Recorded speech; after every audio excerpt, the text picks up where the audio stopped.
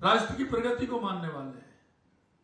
हमारे पंडित दीनदयाल उपाध्याय जी, जिनका अंत्योदय और संतोदय के आधार पर हम चलने वाले लोग हैं। डॉक्टर श्यामा प्रसाद मुखर्जी जी। अब आप देखिए, हम लोगों को बताते हैं कि डॉक्टर श्यामा प्रसाद मुखर्जी ने 1942 में जब अकाल पड़ा था तो उन्होंने यह काम किया था बंगाल के अंदर। आजादी से पहले उन्होंने काम किया था। 1942 में बहुत बड़ा अकाल पड़ा था तो उन्होंने उसके लिए पूरे बंगाल के अंदर काम किया और लोगों को सहायता करने का काम किया था। यही नहीं, उन्होंने अपने, वो तो उद्योग मंत्री थे, उनको इस्तीफा देने की कहां जरूरत पड़ रही थी। अरे क्या लेना ना, एक कॉर्नर पर बंगाल था, दूसरे कॉर्नर पर कश्मीर था, लेकिन उन्होंने उस राष्ट्रवाद के लिए अपने आप को समर्पित कर दिया।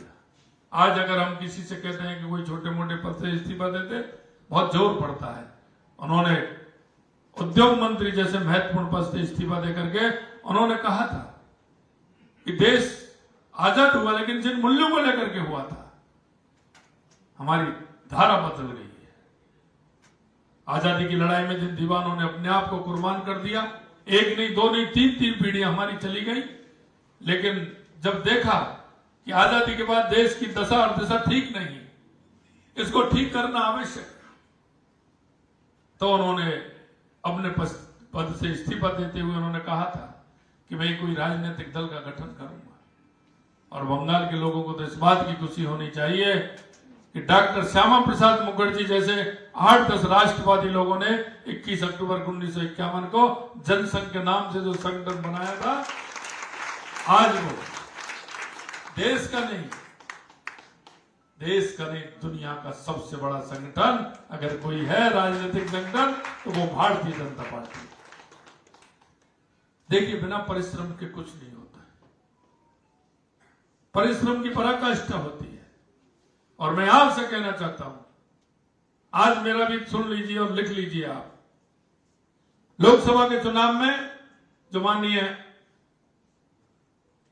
हमारे गृह मंत्री अमित शाह जी ने कहा है कि हम 35 पार करेंगे, आप लिख लीजिए, बंगाल के अंदर हम 35 पार करेंगे। और मैं आपको यह भी बता देना चाहता हूं, आने वाला विधानसभा चुनाव में अब की बार भारतीय जनता पार्टी की सरकार बंगाल के अंदर बनेगी। केंद्र में तो 4 से पार होनी है, लेकिन बंगाल की मैं बता रहा हूं, क्योंकि पिछली बार मैंने यहां के लोगों का जज्बा देखा था। हमारे सही कह रहे थे ओझा जी ने कहा कि हम तो वो लोग हैं। अरे आप पर तो पूरा देश गर्व करता है ओझा जी, बंगाल के इन कार्यकर्ताओं के ऊपर पूरा देश गर्व करता है। हमारे बंगाल का कार्यकर्ता मैंने देखा है। जब मैं गांव में जाता था प्रचार करने के लिए, लोग किस तरह से काम करते थे, टूटे हुए हाथ को दिखाते थे, टूटी हुई मोटरसाइकिल को दिखाते थे, लेकिन फिर भी वो जज्बे के साथ कहते थे चाहे कुछ भी हो जाए, लेकिन भारतीय जनता पार्टी के बूथ पर उस दिन मैं खड़ा मिलूंगा और किसी भी सूरत पर पार्टी को जिता करके भेजूंगा। आपको लगता होगा कि हम बंगाल के लोग, मैं आपसे कहना चाहता हूं, पूरे देश का एक एक कार्यकर्ता बंगाल के कार्यकर्ता के साथ खड़ा है, बंगाल के कार्यकर्ता के साथ पूरी तरह से खड़ा है। और आप निश्चिंत रहिए, आने वाला समय आपका है। आने वाला समय बंगाल के उन सभी कार्यकर्ताओं का है, और ये उनका परिश्रम, उनकी मेहनत और उनका त्याग, मैं कह सकता हूं आने वाले समय में ये काम आएगा। और आप देख लेना, ये तो ऐसा नहीं कि अब की बार लगातार केंद्र हो या राज्य हो, भारतीय जनता पार्टी की सरकार बंगाल के अंदर रहने वाली है। कई बार लोग मिलते हैं, मैं कहता हूं उनसे, यह सबसे समय हमारा खराब चल रहा है बंगाल के अंदर जो अब चला है, लेकिन अब समय आपका है, आप ध्यान रख लेना। धीरे धीरे भारतीय जनता पार्टी की सरकार भी बनेगी, केंद्र में भी स्थायी रूप से सरकार बनेगी, क्योंकि हम जो भी योजना लाते हैं, जो भी कार्य करते हैं, हम कार्यकर्ता राष्ट्रवाद को लेकर के चलते हैं, इसलिए हम 25 साल और 30 साल की बात करते हैं। देश के यशस्वी प्रधानमंत्री नरेंद्र मोदी जी ने, आपने देखा होगा किस तरह से पूरे देश के अंदर 2014 के बाद परिवर्तन लाए हैं। चाहे हमारी गरीब कल्याण की योजनाएं हो, चाहे हमारे विकास की योजनाएं हो, चाहे हमारी सीमाओं की सुरक्षा हो, चाहे हमारा दुनिया में बढ़ता हुआ भारत का गौरव और सम्मान हो। आपने देखा है लोगों का नजरिया बदला है कि नहीं बदला है? दुनिया में लोगों का नजरिया बदला है भारत को देखने का। 2014 से पहले क्या स्थिति थी? आए दिन लोग आते थे, बम फोड़ करके चले जाते थे, कहीं कोई पूछने वाला नहीं होता था, यहां तक कि सैनिकों के सिर काट करके ले जाते थे। लेकिन उसके बाद कोई आता है क्या? आप बताइए, कोई आता है क्या? मैं आपसे यही कहना चाहता हूं। आज गरीब कहते थे कांग्रेस के लोग, हम 100 रुपए भेजते हैं 15 रुपए पहुंचते हैं, 100 पे भेजते हैं 15 पैसे पहुंचते हैं, 1 रुपया भेजते हैं।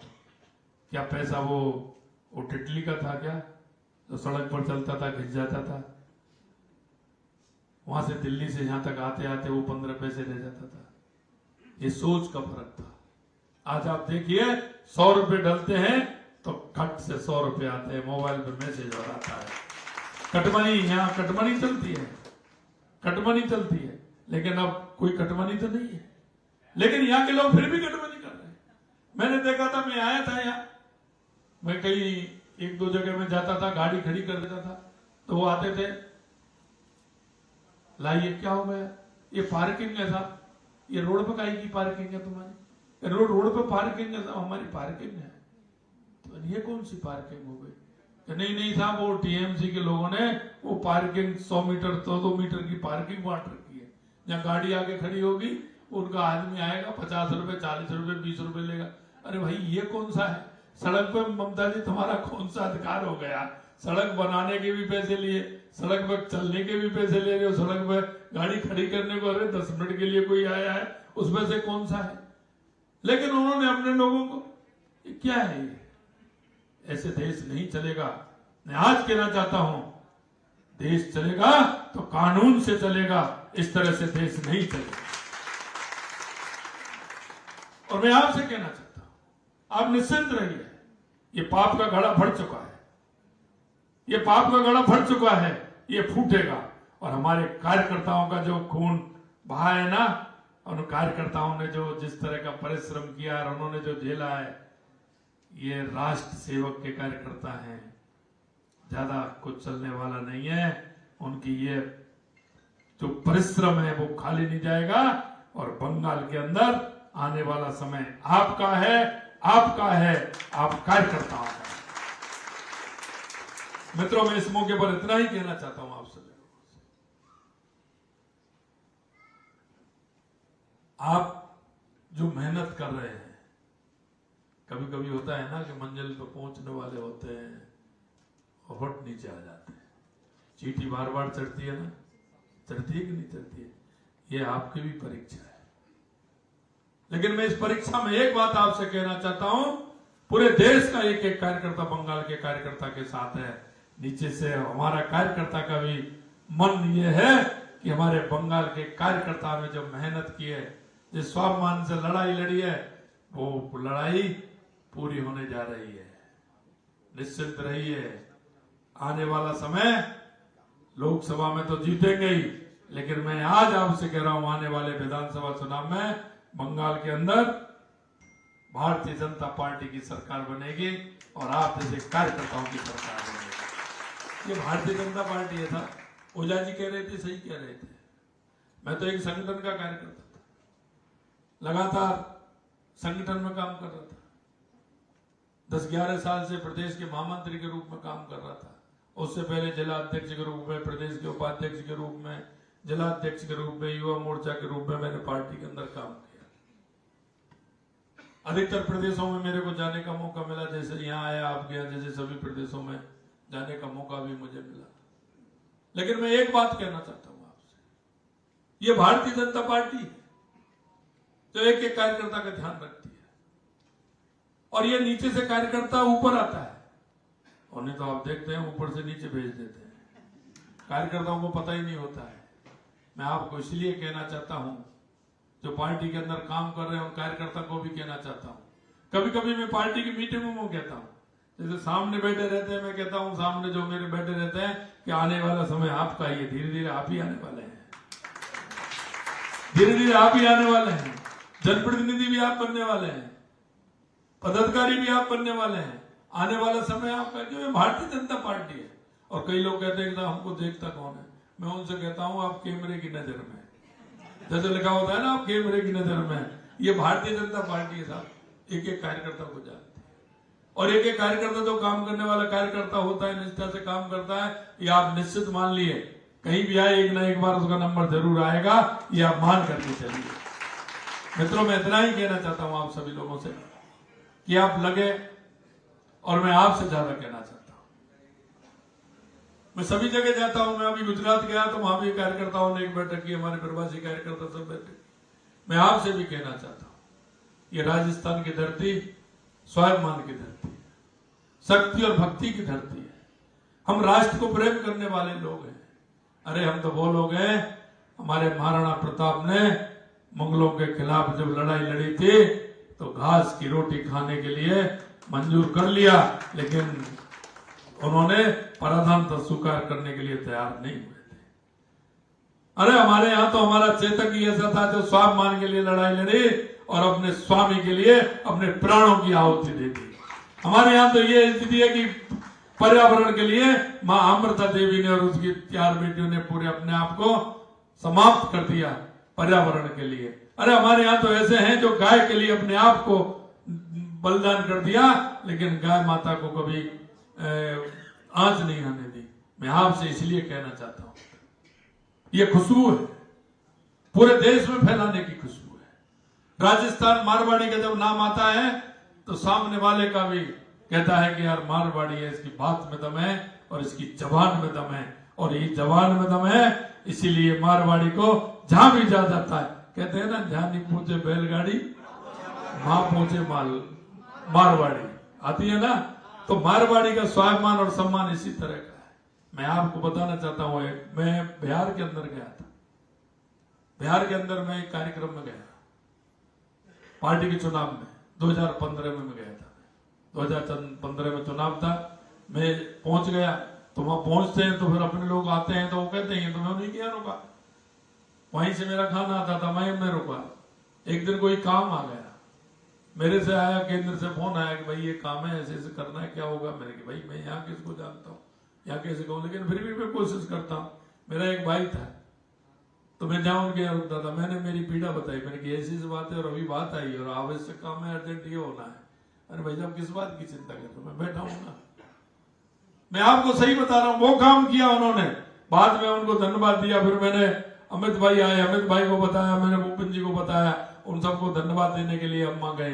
तो मारवाड़ी जब करता है ना तो पीछे नहीं हटता है, दिल खोल करके करता है, और वो अपनी बात को किसी भी कीमत पर नीचे नहीं होने देता। तो कभी कभी बात आती है, इसलिए मैं आपसे यही निवेदन करना चाहता हूं। आपने वैसे तो सही कहा ओझा जी ने कि सब समय, मैंने क्या कि कल का कार्यक्रम लगातार उन्होंने इस तरह का भेजा कि उसमें कहीं समय ही नहीं निकल रहा था, और सुबह मेरे को जल्दी जाना है। लेकिन जब शंकर सिंह जी और हमारे संतोष जी ने कहा कि कार्यक्रम तो करना है, तो मैंने कहा आप देख लीजिए। तो इनका पहले कहीं और था, फिर उन्होंने कहा कि बदलना है साहब, वहां करना है बड़ा बाजार में। मैंने कहा आप देख लीजिए, अगर हो सकता है देखिए, नहीं तो कोई बात नहीं, अगली बार फिर आना होगा, क्योंकि लगातार चुनाव है, जहाँ लास्ट तक है तो फिर 1-2 बार तो आना ही होगा, तो फिर बाद में करेंगे। लेकिन उनका नहीं साहब आज कार्यक्रम करना है। निश्चित रूप से मैं आप सभी को बहुत बहुत धन्यवाद देना चाहता हूँ। आप थोड़ी सी सूचना में इतनी बड़ी संख्या में सभी लोग आप आए हैं। मेरे जैसे छोटे से कार्यकर्ता का आपने तो स्वागत और सम्मान किया है। मैं दिल की गहराइयों से आप सभी को बहुत बहुत धन्यवाद भी देना चाहता हूं। लेकिन इतना निवेदन मैं करना चाहता हूं कि अपनी उपस्थिति है वो लगना चाहिए कि हमारी उपस्थिति है। यहाँ के लोगों को भी विश्वास होना चाहिए कि मारवाड़ी जो कहता है वो करके दिखाता है। आपको ये भी विश्वास होना चाहिए कि जहां हम हैं, क्योंकि उसका होरा होता है ना पीछे, भगवान के पीछे होरा होता है ना, ये मारवाड़ी को दिया है उसके पीछे भी होरा होता है, बड़ा होरा होता है, क्योंकि वो सालासर जी को मानते हैं, तो सालार सजी का भी बड़ा हो रहा है, खाटू श्याम जी को मानते हैं तो वहां भी है, साकमरी माता को मानते हैं वहां भी है, हमारे श्रीनाथ जी को मानते हैं तो हमारे राजस्थानी के पीछे एक होरा होता है, और वो होरा इतना बड़ा होता है लोगों को पता ही नहीं पड़ता है कि ये कितना प्रभाव रखता है, लेकिन उसका प्रभाव जो होता है वो बहुत बड़ा प्रभाव होता है। मैं अंत में इतना ही कहना चाहता हूँ, आप सभी लोगों ने स्वागत और सत्कार किया, उसके लिए मैं धन्यवाद देता हूँ। और यहाँ के जो लोगों को जिस तरह का मारवाड़ी पर विश्वास है, उस विश्वास पर काम करते हुए हमें राष्ट्रवाद के लिए काम करना है। और जो हमारे देश के यशस्वी प्रधानमंत्री नरेंद्र मोदी जी जिस तरह से कर रहे हैं, उस काम को आगे बढ़ाते हुए हमें भी उसमें हमारी किस तरह से हमारा काम हम कर सकते हैं और 2 कदम हम चल करके उस काम को आगे बढ़ाने का काम करें। इतना ही मेरा आप सभी से निवेदन है। पुनः आप सभी को बहुत बहुत धन्यवाद। सभी को नमस्कार। जय हिंद, जय भारत।